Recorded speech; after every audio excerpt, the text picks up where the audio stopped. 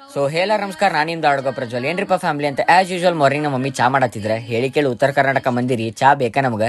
ಆ ಚಾ ವಾಸನೆ ನೋಡಿ ನನಗೂ ಚಾ ಕುಡಿಬೇಕನ್ನಿಸ್ತ. ಮಮ್ಮಿ ನನಗೊಂದು ಕಪ್ ಚಾ ಅಂತಂದೆ ಮಾಡಿಕೊಡ್ತೇನೆ ಅಂತಂದ್ರೆ ಹಂಗ ಕುಂತಿದ್ದೆ. ಇನ್ಸ್ಟಂಟ್ ಲೋನ್ ಸಿಗ್ತೈತಿ ಅಂತಂದ್ರೆ ಹಂಗಿದ್ರು ನಂಗೂ ಲ್ಯಾಪ್ಟಾಪ್ ಬೇಕಿತ್ತ. ಲೋನಿನ ಸಂಬಂಧ ಅಪ್ಲೈ ಮಾಡೇ ಬಿಟ್ಟೆ. ಸ್ವಲ್ಪ ತಾತ್ಕೊಳ್ಳೆ ನನ್ನ ಕಾಲ್ ಬಂತೆ.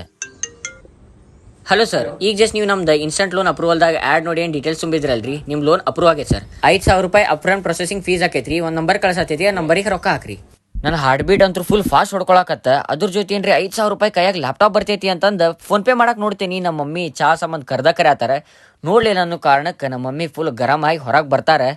ಹೊರಗೆ ಬಂದವ್ರು ಫೋನ್ ಕಸ್ಕೊಂಡು ನೋಡೇ ಬಿಡ್ತಾರೆ. ಆದ್ ನೋಡ್ರೆ ಅನ್ವೆರಿಫೈಡ್ ಸ್ಕ್ಯಾಮ್ ಮಾಡಕತ್ತಾರ ಅಂತ ಗುರ್ತಾತ. ನಮ್ಮ ಮಮ್ಮಿ ಒಂದು ಹೊಡೆದು ಹೇಳೇ ಬಿಟ್ರೆ ಸ್ಕ್ಯಾಮ್ ಮಾಡತ್ತಾರ ಲೇ ಮಗನ ಅಂತದ್ರಾಗ ಎದಕ್ಕೆ ಹೋಗಾಕತಿ ಅಂತ.